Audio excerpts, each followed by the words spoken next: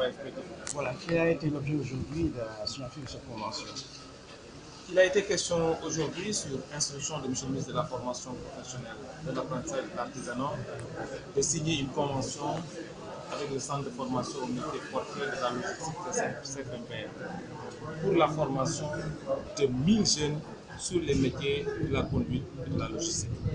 Cette convention que nous venons de paraffer avec la directrice du centre permettra à des jeunes de Dakar, de l'intérieur du pays, de bénéficier d'une formation et d'avoir une qualification et d'améliorer leur employabilité pour entrer dans le marché du travail, conformément à la vision du président de la République et sous l'instruction du ministre de la Formation professionnelle, de l'apprentissage et de l'artisanat. Et voilà. Quels sont les partenaires de 3FPT et qui ont Comme le permis Conseil aujourd'hui... technique l'a dit, c'est une volonté politique très forte du président de la République qui a décidé de changer les paradigmes dans la formation professionnelle en y mettant des ressources conséquentes. Aujourd'hui, il est indéniable qu'il y a des outils et des moyens qui sont mis en place par le gouvernement du Sénégal pour permettre à des jeunes d'avoir une bonne employabilité et de rentrer dans le marché du travail, et le 3FPT en fait partie. À côté de l'État, il y a les partenaires traditionnels de l'État qui sont la Banque mondiale et l'Agence française de développement qui nous accompagnent dans cette mission qui permet à des jeunes Sénégalais d'avoir des qualifications et d'entrer dans le marché. En termes de chiffres, qu'est-ce que vous pouvez donner aujourd'hui en termes de bilan, ce que vous avez pu financer? Il faut comprendre que le 3FPT est né de la vision du président de la République en fin 2014. Nous venons de boucler nos 2 ans. Et sur ces 2 ans, comme le Conseil technique l'a dit, plus de 20 000 jeunes aujourd'hui, du concret. Du coup, on peut toucher 20 000 jeunes à travers les pays qui ont eu de la formation, qui sont en formation et d'autres qui ont fini de faire leur formation. Et cela pour une enveloppe de plus de 2 milliards de francs CFA, répartis entre l'État, la Banque mondiale et l'Agence française de développement. Nous savons que vous l'avez dit tout à l'heure dans votre discours, que c'est un des volets du plan Sénégal émergent à travers son volet capital humain. Est-ce à dire que l'insertion rapide des jeunes est aussi une préoccupation qui est bien prise en compte dans le cadre de ces initiatives? Absolument. Vous savez que le ministère de la Formation professionnelle a la vocation de donner de la qualification.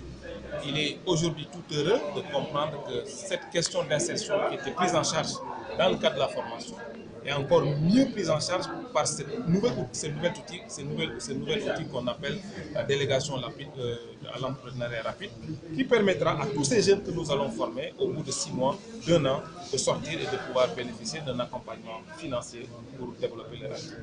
Un autre défi pour ce qui concerne le plan Sénégal émergent. Oui, c'est un autre défi. L'employabilité, comme le Conseil technique, la question de l'emploi de manière générale se pose avec acuité dans tous les pays. Mais il faut reconnaître. Oui, c'est un autre défi. L'employabilité, comme le Conseil technique, la question de l'emploi de manière générale se pose avec acuité dans tous les pays. Mais il faut reconnaître aujourd'hui qu'il y a des instruments techniques et financiers qui sont mis en place. Et aujourd'hui, il est concret et palpable que des jeunes bénéficient de ces instruments-là pour pouvoir régler d'abord la question de l'employabilité avant de régler la question de l'emploi. Parce qu'on est tous d'accord que très peu de jeunes Sénégalais en âge de travailler ont de la compétence, fréquentent les structures de formation professionnelle. Tous ces outils, le 3FPT, la DER, pour ne citer que cela, permettent à des jeunes aujourd'hui, à travers des projets que nous finançons, d'avoir de la qualification. Je rappelle, comme le Conseil technique l'a dit, le projet formation école entreprise que le président de la République a lancé rentre dans le cadre de cette politique. En ce qui nous concerne, le 3FPT, nous venons de signer une convention pour 1000 jeunes. Nous avons fini d'accompagner des jeunes de l'intérieur du pays, de Kolda, de Tamba, de Sédou, pour avoir de la formation et de rentrer dans le marché du travail pour répondre à la question du renforcement du capital. Il est aussi important de soutenir tout ça par un bon programme de plaidoyer pour inciter ces jeunes à mieux s'approcher de ces initiatives. À ce niveau, que pouvons-nous dire?